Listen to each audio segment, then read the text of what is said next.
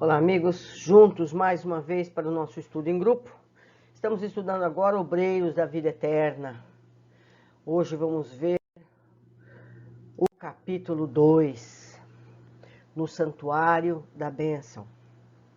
Na véspera da partida, o assistente Jerônimo conduziu-nos ao Santuário da Bênção, situado na zona dedicada aos serviços de auxílio, onde, segundo nos esclareceu, receberíamos a palavra de mentores iluminados, habitantes de regiões mais puras e mais felizes que a nossa. O orientador não desejava partir sem uma oração no santuário, o que fazia habitualmente antes de entregar-se aos trabalhos de assistência sob sua direta responsabilidade. À tardinha, pois em virtude do programa delineado, encontrávamos-nos todos no vastíssimo salão, singularmente disposto, onde grandes aparelhos elétricos se destacavam, ao fundo atraindo-nos a atenção. A reduzida assembleia era seleta e distinta. A administração da casa não recebia mais de 20 expedicionários de cada vez. Em razão do preceito, apenas 3 grupos de socorro, prestes a partirem a caminho das regiões inferiores, aproveitavam a oportunidade. O conjunto de 12, presidido por uma irmã de porte venerável, de nome Semprônia, que se consagraria ao amparo dos asilos de crianças desprotegidas.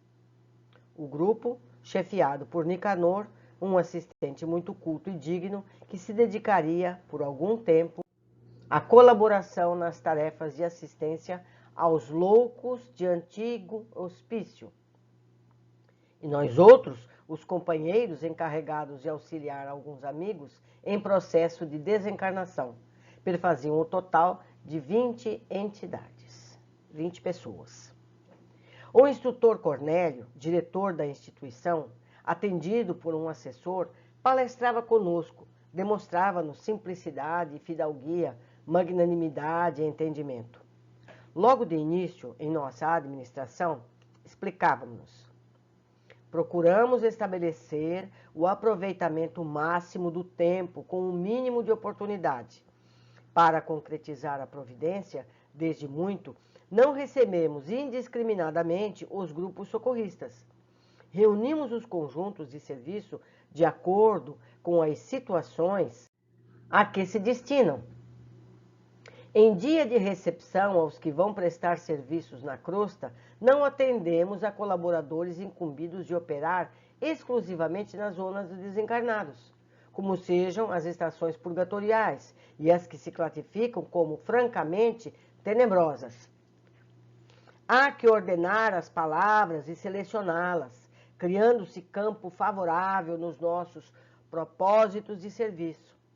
A conversação cria um ambiente e coopera em definitivo para o êxito ou para a negação.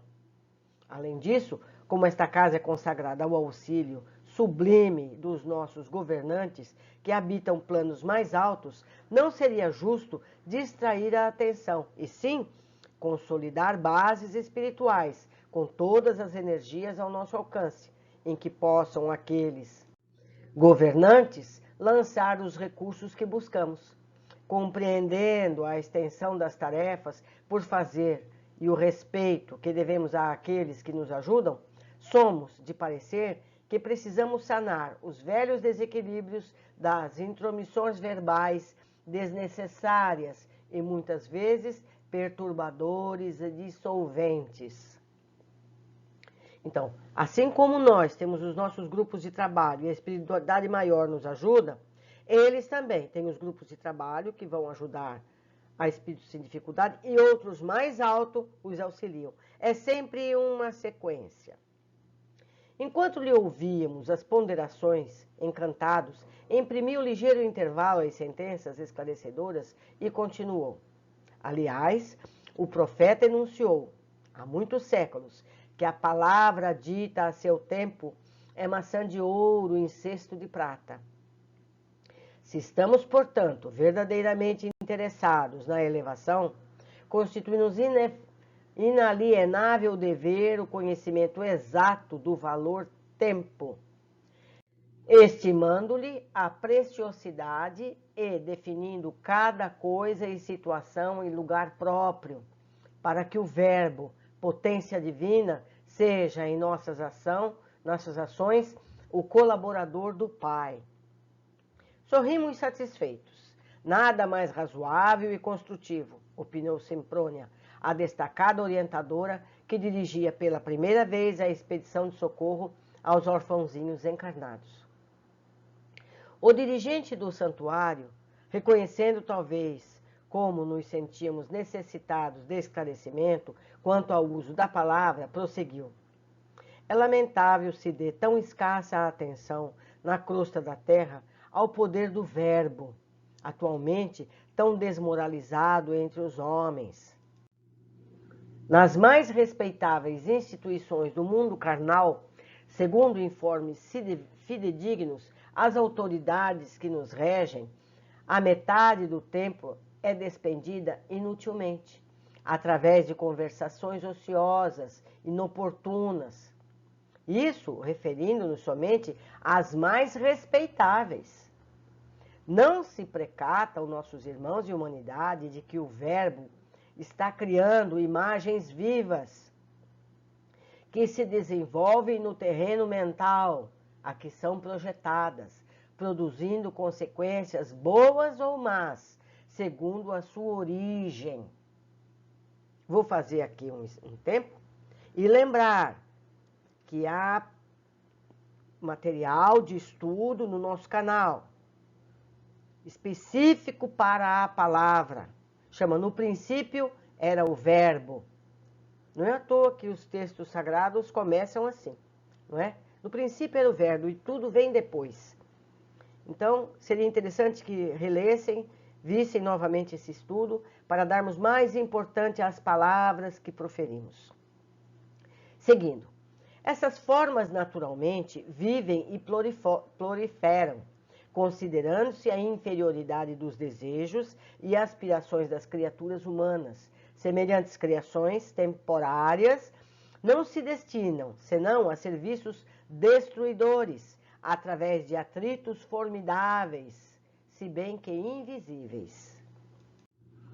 Notava-se claramente o interesse de suas definições despertavam nos ouvintes. Em seguida, a uma pausa mais longa, tornou cuidadoso. Toda conversação prepara acontecimentos de conformidade com a sua natureza.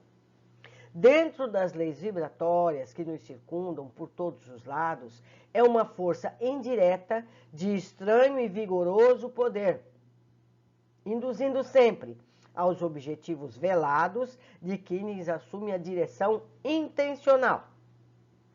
Encarregados de assumir a chefia desta casa, trouxemos instruções de nossos maiores para suprimir todos os comentários tendentes à criação de elementos adversos aos júbilos da bênção divina. É por isso que, graças ao amor providencial de Jesus, temos conseguido a manutenção de um instituto em que os nossos mentores mais altos se fazem sentir. A ausência de qualquer palavra menos digna e a presença contínua de fatores verbais edificantes facilitam a elaboração de formas sutis, nas quais os orientadores divinos encontram acessórios para se adaptarem de algum modo às nossas necessidades na edificação comum. Fez um gesto do narrador que se recorda de minudência importante e informou. Encetando nosso trabalho modesto, experimentamos reações apreciáveis. Procurava-se então o santuário sem qualquer preparação íntima. Nossos amigos prosseguiam repetindo o cenário da crosta, em que os devotos procuram os templos como os negociantes buscam os mercados. Devemos administrar dons espirituais como quem dirige um armazém de vantagens fáceis ao personalismo interior. Desde o primeiro dia, porém, amparados na delegação de competência que nos foi concedida, golpeamos fundo o velho hábito.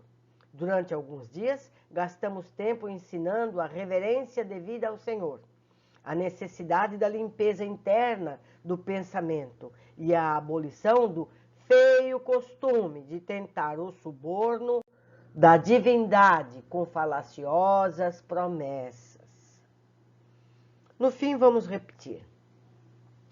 Enquanto sentimos conscienciosamente que as lições estavam findas, iniciamos a aplicação de medidas retificadoras. Registros vibratórios foram instalados, assinalando a natureza das palavras em movimento. Desde aí, foi muito fácil identificar os infratores e barrar-lhes a entrada na câmara de iluminação, onde realizamos nossas preces. Olha só que interessante. Se fizermos isso aqui na Terra, ninguém entra em lugar algum, não é verdade? Observando talvez que alguns de nós faziam certas considerações mentais, observou sorridente. Cremos desnecessária qualquer alusão ao imperativo dos pensamentos limpos. Quem busca uma casa especializada em abençoar, não pode hospedar ideias de ódio ou maldição.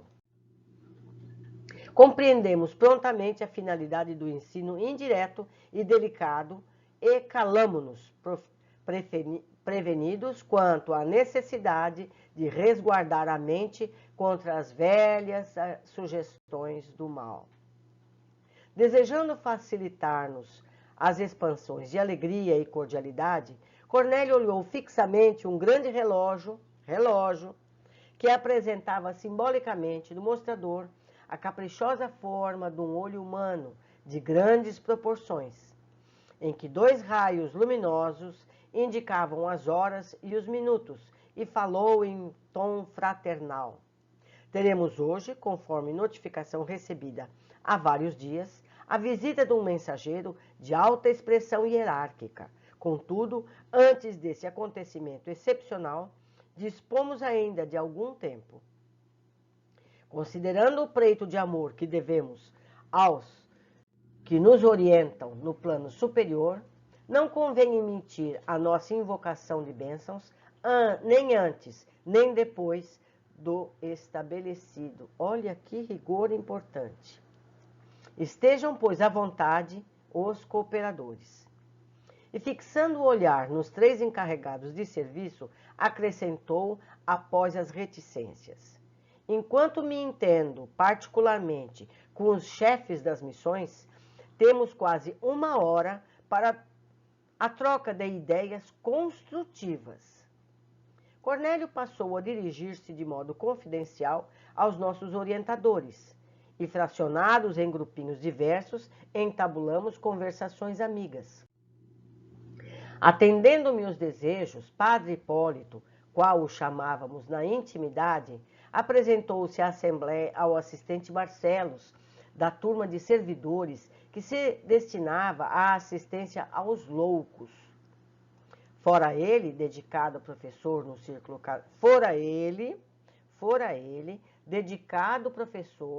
círculo carnal, e interessava-se carinhosamente pela psiquiatria sob novo prisma.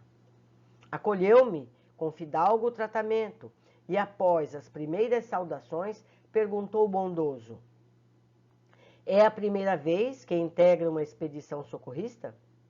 De fato, esclareci, é a primeira. Tenho acompanhado diversas missões de auxílio na crosta, mas na condição de estudante, com reduzidas possibilidades de cooperação. Agora, porém, o assistente Jerônimo aceitou-me o concurso e sigo alegremente. Endereçou-me cativante olhar, no qual transpareciam satisfação e surpresa, e observou: o trabalho beneficia sempre. Interessado em seus informes e esclarecimentos, tornei humilde. Seguindo expedições de socorro como aprendiz, tive ensejo de visitar, por mais de uma vez, 2 antigos e grandes sanatórios de alienados do nosso país, e vi, de perto, a extensão dos serviços reservados aos servos de boa vontade. Nessas casas de purificação e dor, As atividades de enfermagem aí são, a meu ver, das mais meritórias. Inegavelmente, concordou ele, prezando minha atenção, a loucura é um campo doloroso de redenção humana. Tenho motivos particulares para consagrar-me a esse setor da medicina espiritual e asseguro-lhe que dificilmente encontraríamos noutra parte tantos dramas angustiosos e problemas tão complexos. E tem colhido muitos frutos novos decorrentes do seu esforço? Perguntei curioso. Sim, venho arquivado confortadoras lições nesse sentido, concluindo que, com exceção de raríssimos casos, todas as anomalias de ordem mental se derivam dos desequilíbrios da alma. Estamos longe de contar com um número suficiente de servidores treinados para socorrer eficazmente os encarcerados na cadeia das obsessões terríveis e amargurosas. É tão grande a quantidade de doentes, nesse particular, que não sobra outro recurso além da resignação. Continuamos desse modo a atender superficialmente, esperando, acima de tudo, da providência divina. Nos casos de perseguição sistemática das entidades vingativas e cruéis do plano inacessível às percepções do homem vulgar, temos, invariavelmente, uma tragédia iniciada no presente, com a imprevidência dos interessados ou que vem do pretérito próximo ou remoto, através de pesados compromissos. Se os psiquiatras modernos penetrassem o segredo dos semelhantes fatos, iniciariam a aplicação de nova terapêutica à base dos sentimentos cristãos, antes de qualquer recurso à hormonioterapia e à eletricidade. Recordei os serviços de assistência a obsediados que acompanhara atentamente e aduzi. Examinei alguns casos torturantes de obsessão e possessão que me impressionaram sobremaneira pela quase completa ligação mental entre os verdugos e as vítimas.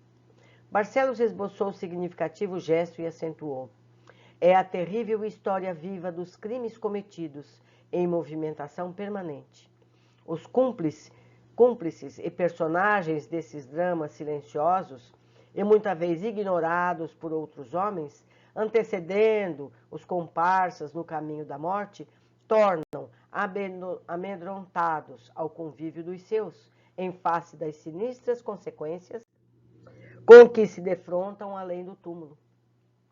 Agarram-se instintivamente à organização magnética dos companheiros encarnados, ainda na crosta, viciando-lhes os centros de força, relaxando-lhes os nervos e abreviando o processo de extinção do tônus vital, porque têm sede das mesmas companhias junto às quais se lançaram em pleno abismo. Exibem sempre quadros tristes e escuros, onde se destaca a piedade de muitas almas redimidas que tornam no alto em compassivos gestos de intercessão e socorro urgente. Imprimiu às considerações ligeira pausa e prosseguiu. Entretanto, observo, na atualidade, especialmente outro campo alusivo ao assunto. Antes de minha volta ao plano espiritual, faminto de novas informações referentes ao psiquismo da personalidade humana, examinei, atento, a doutrina de Freud. Impressionado com as variações psicológicas dos caracteres juvenis, sob minha observação direta, e apaixonado pela solução de profundos enigmas que envolvem a criatura terrestre, encontrei na psicanálise um mundo novo.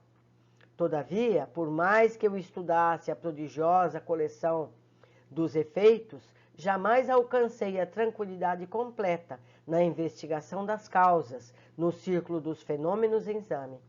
Discípulo espontâneo e distante do eminente professor de Freiberg, somente aqui pude reconhecer os elos que me faltam ao sistema de positivação das origens de psicoses e desequilíbrios diversos. A subconsciência é, de fato, o porão dilatado de nossas lembranças, o repositório das emoções e desejos, impulsos e tendências que não se projetaram na tela das realizações imediatas. No entanto, estendem-se muito além da zona limitada de tempo em que se move um aparelho físico. Representa a estratificação de todas as lutas com as aquisições mentais e emotivas que lhes foram consequentes depois da utilização de vários corpos.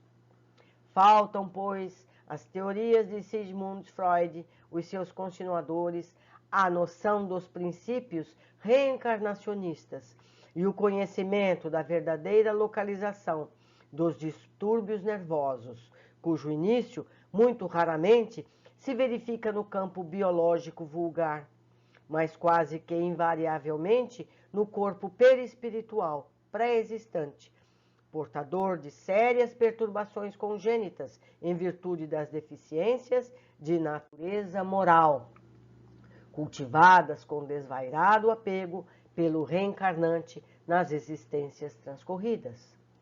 As psicoses do sexo, as tendências inatas à delinquência, tão bem estudadas por Lombroso, os desejos extravagantes, a excentricidade, muitas vezes lamentável e perigosa, representam modalidades do patrimônio espiritual dos enfermos.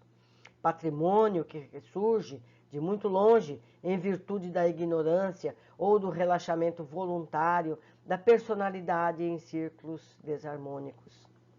Estabelecer entre nós uma pausa feliz que aproveitei atentamente, arregimentando raciocínios quanto ao assunto, considerando os argumentos construtivos que o assistente enunciara em benefício da minha própria iluminação. Recordei meus escassos conhecimentos da doutrina freudiana e voltei mentalmente ao consultório, onde muitas vezes fora procurado por amigos atacados de estranhas e desconhecidas enfermidades mentais, e se socorrem de minhas pobres noções de medicina, não obstante minha carência de especialização em tal sentido. Eram maníacos, histéricos, esquizofrênicos, de variados matizes, em cujos cérebros ainda existia luz bastante para a peregrinação através dos livros científicos. Havia devorado ensinamentos de Freud. Entretanto, se as teorias eram valiosas pelos elementos de análise, não ofereciam socorro algum, substancial e efetivo ao doente. Descobriam a ferida sem trazer um bálsamo curativo, indicavam o quisto doloroso, mas subtraíam o bisturi da intervenção benéfica. As explicações de Barcelos, por isso mesmo, se aproveitadas por médicos cristãos na crosta planetária, poderiam completar o trabalho de benemerência que a tese freudiana trouxera aos círculos acadêmicos. Antes, porém, que formulasse novas considerações íntimas, tornou ele: tenho minhas atribuições junto aos desequilibrados mentais. Todavia, meu esforço maior, ultimamente, desdobra-se na região inspiracional dos médicos humanitários, para que os candidatos involuntários à perturbação sejam auxiliados a tempo. Depois de verificada a loucura propriamente dita, na maioria dos casos, terminou o processo de desarmonia psíquica. Muito difícil conduzir a restauração perfeita aos alienados, com ficha reconhecida, embora seja incessante a nossa batalha pelo restabelecimento integral da percentagem possível de enfermos. Antes do desequilíbrio completo, houve enorme período em que o socorro do psiquiatra poderia ter sido providencial e eficiente. Não será, portanto, um grande trabalho orientarmos indiretamente o médico bem intencionado para que ele auxilie o provável alienado a tempo, empregando a palavra confortadora, o carinho restaurador? Incalculável número de pessoas permanece no plano carnal, tentando a solução dos profundos problemas relativos ao próprio seu ser, relacionando as conclusões dos tratadistas humanos, cujos pontos de vista divergem nos pormenores.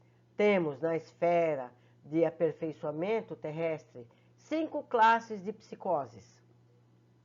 As de natureza paranoica, perversa, mitomaníaca, ciclotímica, hiperemotiva, englobando respectivamente a mania das perseguições e o delírio de grandeza, os desequilíbrios e fraquezas de ordem moral, a histeria, a mitomania, os ataques melancólicos e as fobias de crise de angústia. O interlocutor sorriu, fez uma pausa e continuou. Esta, a definição científica dos nossos amigos que, como nós outros antigamente, só possuem o recurso de diagnosticar e analisar nas minudências anatômicas. Arabescos de ouro sobre a areia do Saara não tornariam o deserto menos árido. Assim, a terminologia brilhante sobre o quadro escuro do sofrimento, precisamos divulgar no mundo o conceito moralizador da personalidade congênita, em processo de melhoria gradativa, espalhando enunciados novos que atravessem a zona de raciocínio falíveis do homem e lhe penetrem o coração, restaurando-lhe a esperança no eterno futuro e revigorando-lhe o ser em suas bases essenciais.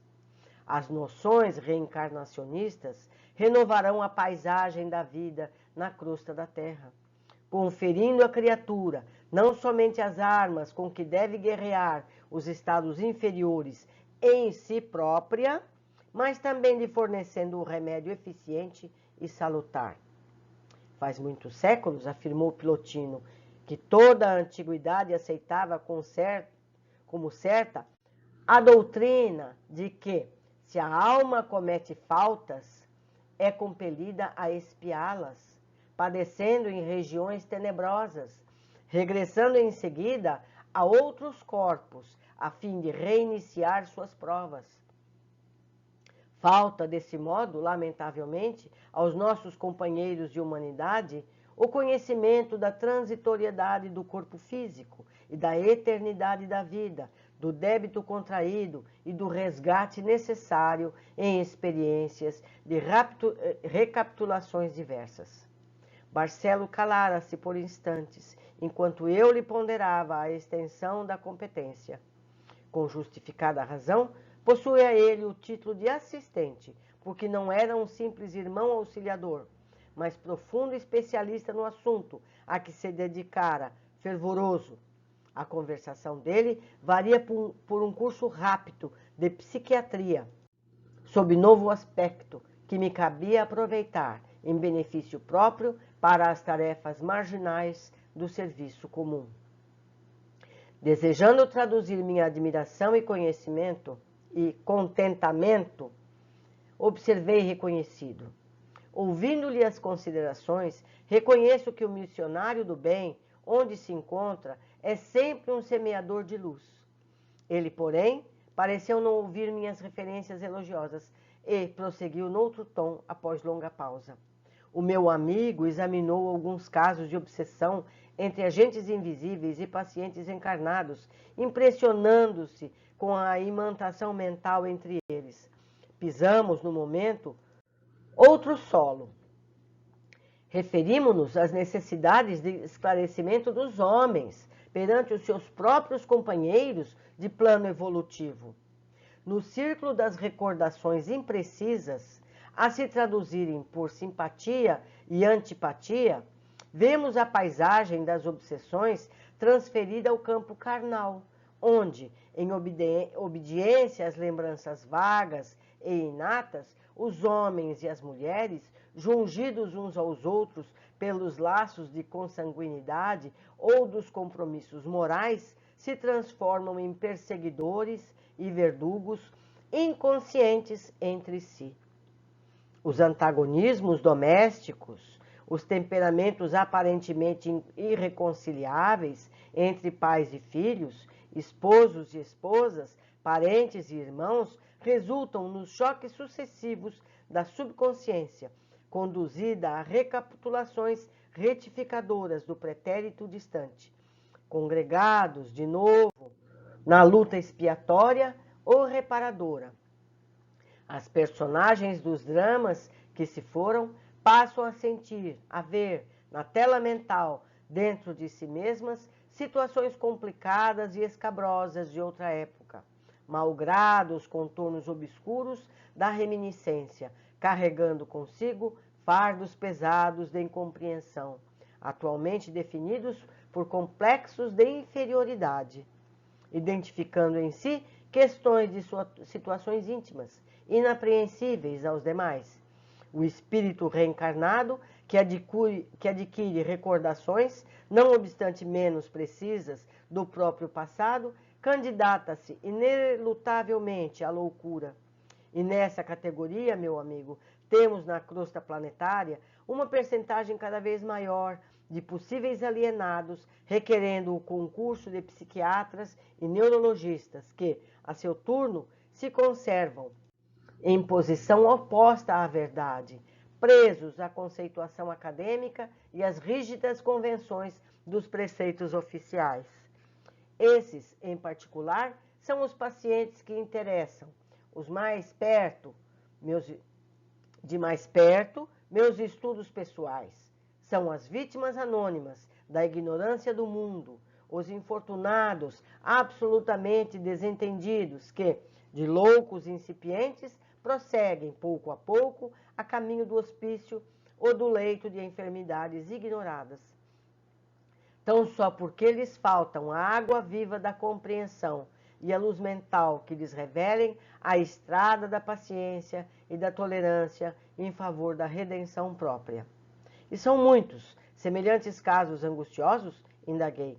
Por falta de argumentação à altura das considerações ouvidas, o assistente sorriu e esclareceu. Oh, meu caro, a extensão do sofrimento humano, nesse sentido, confunde-se também com o infinito. Barcelos ia prosseguir, mas retiniu, sonora uma campainha singular, convocando-nos aos preparativos da oração. Era preciso atender. Precioso capítulo, com muitas orientações que precisamos, pouco a pouco, introjetar em nossos corações e mentes para aprendermos a nos comportar. Vamos às observações do capítulo. Primeiro, Santuário da Bênção, situado na zona dedicada aos serviços de auxílio. Receberíamos a palavra de mentores iluminados, habitantes de regiões mais puras, mais felizes que a nossa. Concluímos que em nosso lar há um lugar onde é possível ter contato com espíritos mais sábios que vivem nos planos mais altos e podem dar orientação a quem precise. Deduzimos ainda que há um processo mediúnico nessa relação entre os planos espirituais. 2.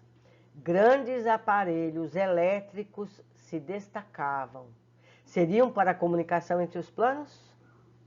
Fica a dúvida.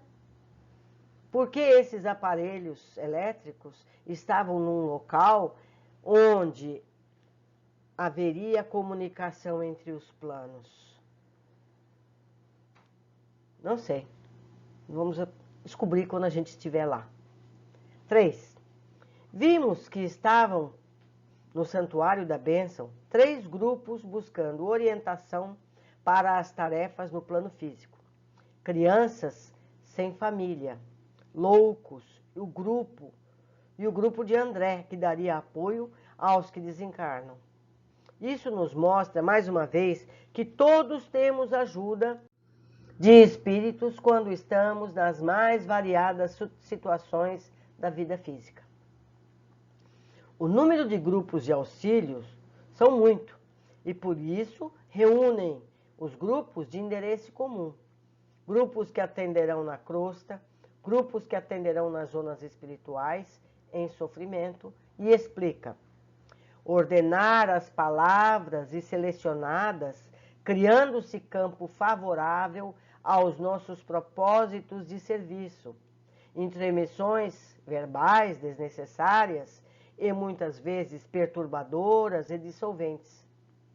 Mais uma vez, vemos o destaque para o uso das palavras, pensamentos, significados.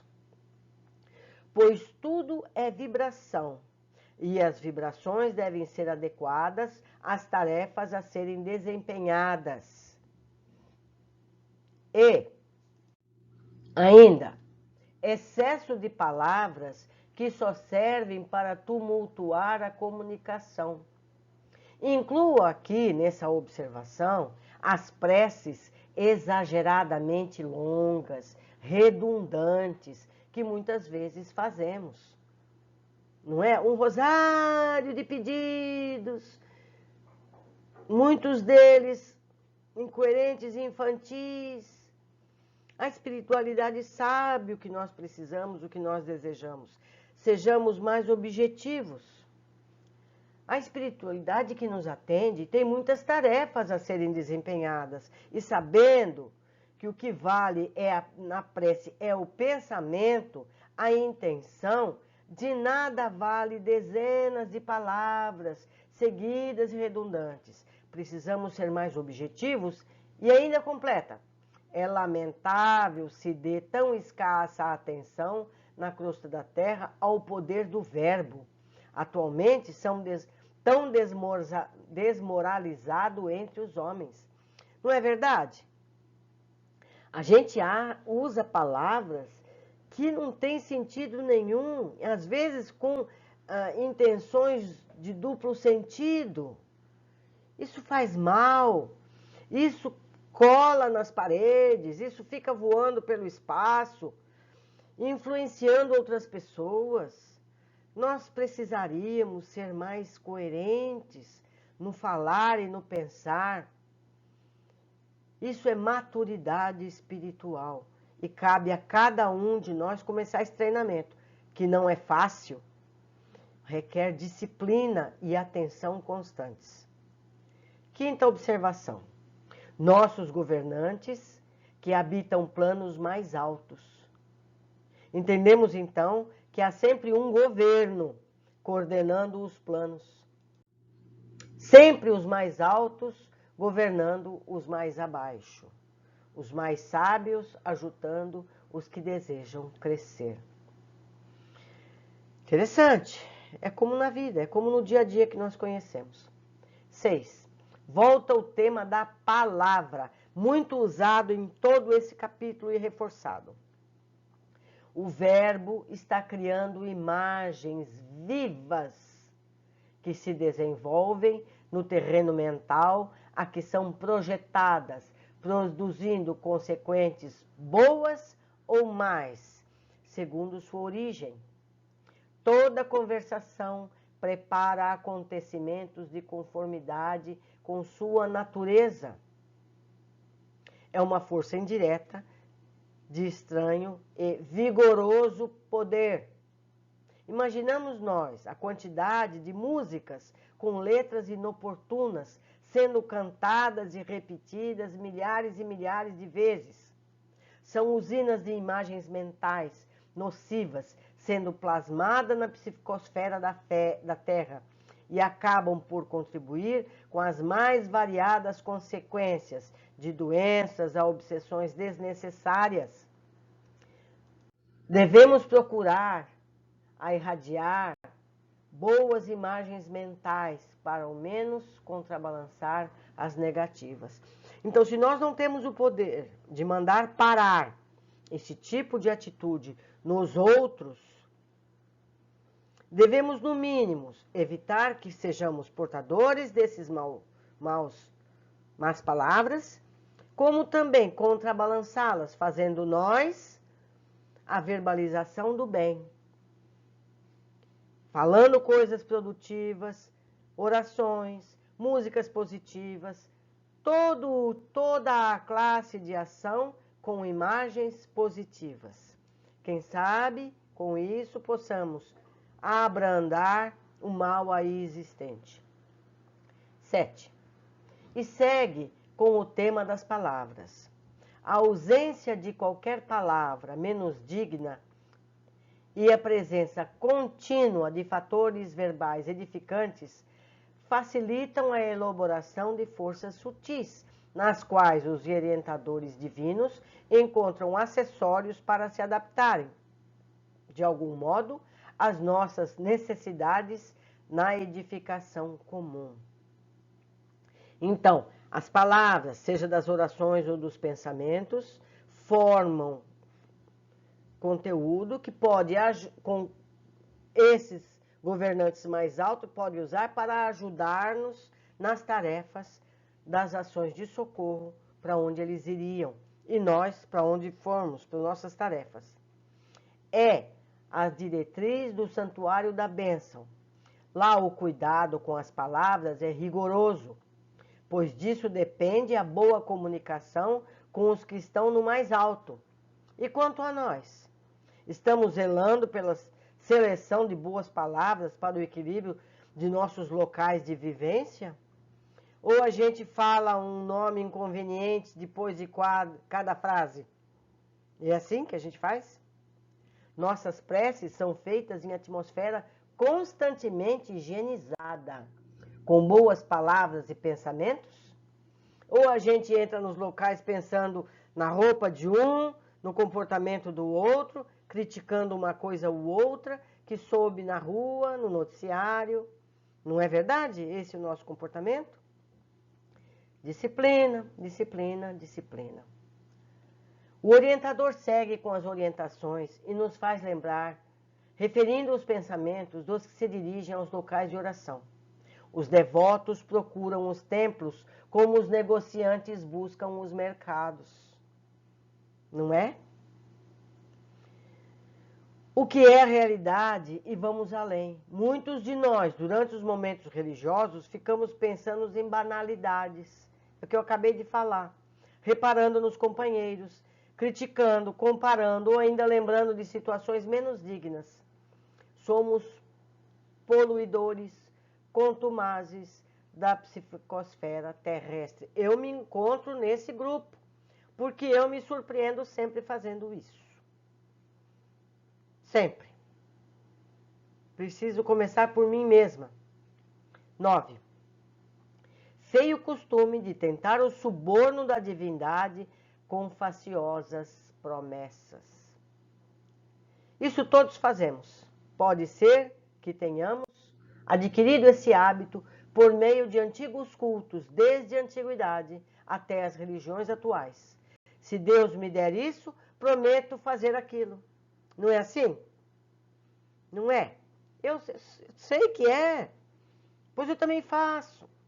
Ganhei isso porque eu fui boazinha, não é? Precisamos combater fortemente esses hábitos, urgentemente, tanto das palavras como das promessas. O caminho é longo, mas temos que dar o primeiro passo, só depende de cada um de nós. 10. Registros vibratórios foram instalados, assinalando a natureza das palavras em movimento. Esse é o poder de saber as palavras voando por aí. Desde aí, foi muito mais fácil identificar os infratores e barrar-lhe a entrada na câmara de iluminação, onde realizamos nossas preces. Que fantástica informação! Seriam esses os aparelhos que foram criados, citados lá antes? Então pode identificar as palavras ou pensamentos inadequados e as fontes geradoras e assim barrar a entrada dessas pessoas. Se tivéssemos isso na Terra, esses espaços estariam praticamente vazios. Somos ainda indisciplinados. Vocês já pensaram se tivesse um aparelho desse em cada centro espírita ou em cada templo religioso? Não ia ter lá dentro ninguém. Acho que nem mesmo os dirigentes ou sacerdotes. Porque todos somos assim. É preciso ter humildade para saber disso. 11. Em seguida, ele aponta para interessante relógio e o diz que um orientador que vem do mais alto viria e afirma: dispomos ainda de algum tempo. Não convém emitir a nossa invocação de bênçãos nem antes nem depois do horário estabelecido. Por isso é tão importante que as nossas reuniões de estudo, que as nossas reuniões de elevação espiritual tenham hora para começar e hora para terminar. Podemos ter conversas antes e conversas depois, mas o centro do estudo, do trabalho, da oração, precisa estar dentro do tempo predeterminado. Por quê? Porque a gente vai receber emissários, seja do alto ou companheiros desencarnados que vêm aprender no mesmo momento. Então, a pontualidade tem motivos de ser. Mais uma vez, eu vou explanar novamente sobre o assunto. Mais uma vez, somos levados a entender que o tempo, a pontualidade, são importantíssimos quando se trata de atendimentos espirituais. As várias partes de uma reunião espírita precisam ter em mente sempre o tempo, começar na hora determinada, não desperdiçar tempo como informes e avisos ou preces imensas. Não é? A pessoa determinou que vai começar a tal hora. E aí fica falando. Ele acha que começou, mas não começou. A espiritualidade maior está ali esperando começar o que realmente interessa. Ideal seria que os temas não relacionados aos trabalhos se dessem antes dos momentos especificamente dedicados ao espírito. O mesmo para o término. As preces finais devem ser feitas dentro do tempo pré-determinado aos trabalhos. Nem antes, nem depois. 12. A loucura é um campo doloroso de redenção humana. Com exceção de raríssimos casos, todas as anomalias de ordem mental se derivam dos desequilíbrios da alma. Nos casos de perseguição sistemática das entidades vingativas e cruéis do plano inacessível às percepções do homem vulgar, temos invariavelmente uma tragédia iniciada no presente, com a imprevidência dos interessados ou que vem do pretérito próximo ou remoto, através de pesados compromissos. Toda condição humana tem o objetivo de redimir, de curar-nos dos danos que por ignorância fizemos no passado. Tudo é resultado, tudo é causa e efeito. Não existem inocentes, todos somos aprendizes. Barcelos fala sobre a ligação magnética entre os que disputam criminosamente encarnados e desencarnados. Agarram-se instintivamente à organização magnética dos companheiros encarnados, ainda na crosta, viciando-lhes os centros de força, relaxando-lhes os nervos e abreviando o processo de extinção do tônus vital. Porque tem sede das mesmas companhias, junto às quais se lançaram em pleno abismo. Se destaca a piedade de muitas almas redimidas que tornam do alto incompassíveis gestos de intercessão e socorro urgente.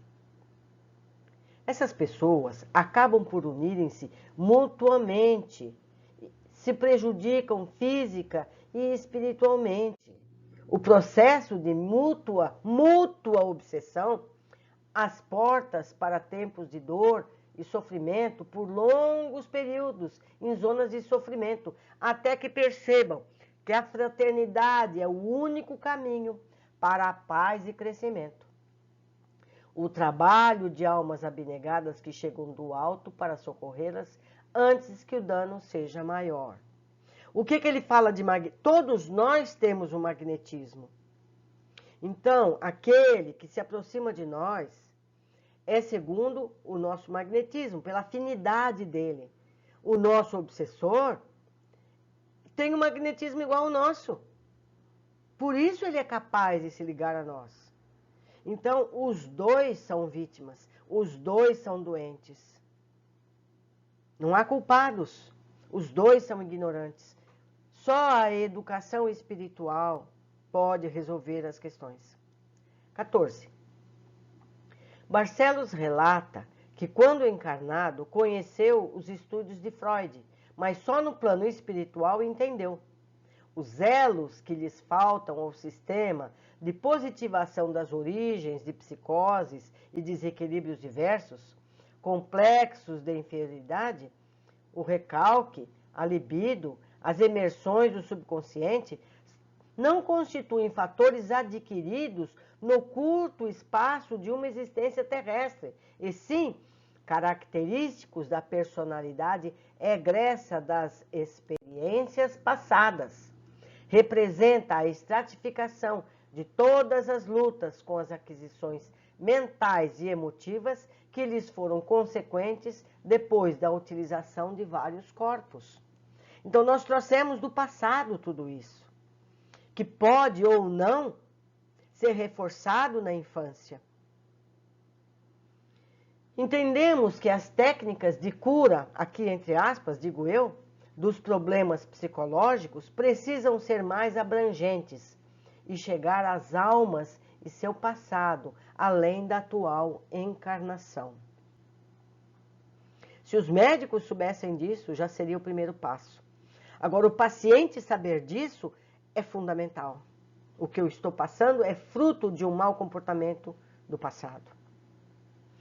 Barcelos explica que os desvios psicológicos não se originam na atual vida física. Sérias perturbações congênitas, em virtude das deficiências de natureza moral cultivadas com desvairado apego pelo reencarnante nas existências transcorridas, são trazidas, impressas no perispírito, são congênitas, ele já nasce com isso, durante as oportunidades anteriores da vida física. Por isso que é tão importante o amor para com as crianças, a educação espiritual dessas crianças, de forma sadia, não levando o conceito de culpa, de punição, e sim de amor e reparação. Não é essa a educação geral que a gente vê por aí, não é? 16. Barcelos relata que prefere atuar inspirando aos médicos humanitários para o auxílio dos pacientes antes que se agravem os danos. Não é porque ainda os médicos, em geral, não têm esse conhecimento espiritual. E não dá tempo de levar isso a eles. Então, o Barcelos inspira, fica pertinho, assoprando no ouvido, dando intuições para que o médico estude, para que o médico haja de uma forma diferente. 17. As noções reencarnacionistas renovarão a paisagem da vida na crosta da Terra, conferindo à criatura não somente as armas com que deve guerrear os estados inferiores de si própria, mas também lhe fornecendo o remédio eficiente e salutar. Essa é a nossa esperança. Cada um de nós pode ser fonte de informação sobre a imortalidade. Não precisamos converter ninguém ao Espiritismo. Precisamos informar que a vida é permanente, que o que ele faz aqui, ele vai colher depois, de bom ou de mal. Quando as pessoas entenderem que somos o resultado de nosso passado e que podemos ser melhores para o futuro de nossas vidas, que estamos em um processo evolutivo constante e cabe a nós mesmos essa tarefa de construção pessoal, quando todos entenderem esse processo, viveremos muito mais felizes e produtivos em relação a nós mesmos. Atualmente, principalmente no Brasil, o comentário de vidas sucessivas está nas novelas, está nas anedotas, está em toda parte. Tanto que já pessoas que seguem religiões, filosofias não reencarnacionistas, às vezes falam, na minha próxima encarnação eu quero ser isso ou aquilo, ou na minha vida anterior eu fiz isso ou aquilo. Ele está devagarinho introjetando esses conceitos. Já é alguma coisa. Não precisamos converter ninguém ao Espiritismo. Apenas informar que a vida permanece depois da morte do corpo. 18. Barcelos classifica 5 classes de psicoses: as de natureza paranoica, perversa, mitomaníaca, ciclotímica, hiperemotiva. É um tipo de bipolaridade, englobando, respectivamente, a mania das perseguições e o delírio de grandeza, os desequilíbrios e fraquezas de ordem moral, a histeria, a mitomania, os ataques melancólicos, as fobias e crises de angústia. Temos aqui os caminhos que podem nos desequilibrar. Se a gente sente qualquer um desses sintomas em nós mesmos, ou em um dos nossos filhos, ou pessoas que convivem conosco, nos cabe reeducar.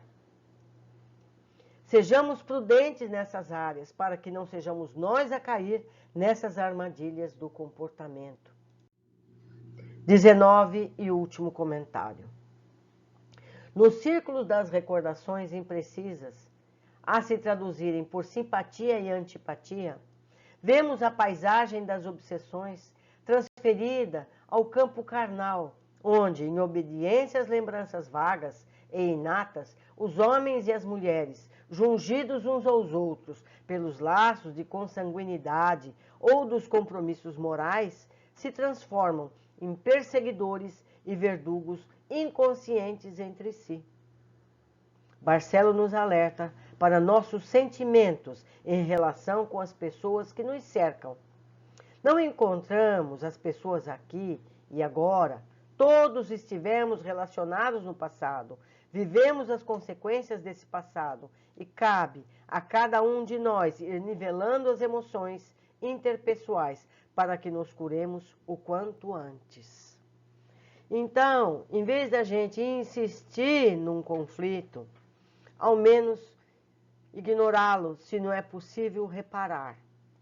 Não vamos agravar as relações difíceis, vamos reforçar as relações positivas, ganhando assim amigos para os planos atuais e posteriores, que podem, por acaso, interceder a nosso favor ou nós em favor deles. Foi uma alegria estar com vocês, estudando e aprendendo, buscando ser mais disciplinados para conosco. Aguardo vocês no nosso próximo capítulo. Aguardo os comentários de vocês, que vão me fazer muito felizes e vão me ensinar um pouco mais. Até a próxima!